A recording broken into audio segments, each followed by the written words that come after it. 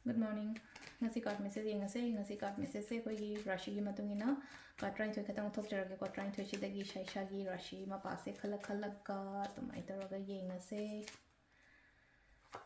celeria amma anni ahum mari manga taru taret nipan mapan Taramathoi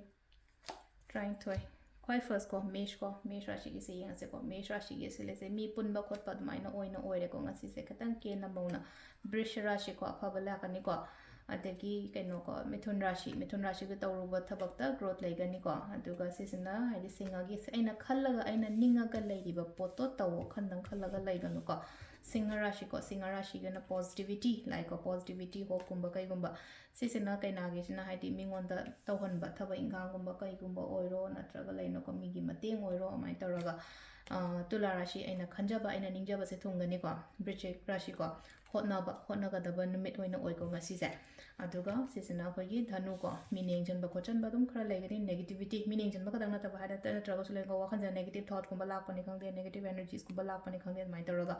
makar isna haidi sum mi halakpa harasne ko kuina thengna daba mi gumba thengna bayai ko even x kind harasne ko adu gumba halakpa so yogale ko haidi maru mapang do oro kuina ga tinagi daba ko taba thengna ba dagi mingon dagi health kumba lakpa ko pa mai taraga sisina khoigi kumrashi wakhan ngai taba ko taba khanjala lai kono tholo dagi last ki minna ko happy family oina lai ko haidi secure and happy family haidun imong munung phajana nushi jana na taraga laiba oina ko ado sida leire ko khoigi rashi gi matungina tarot card reading ma'am thank you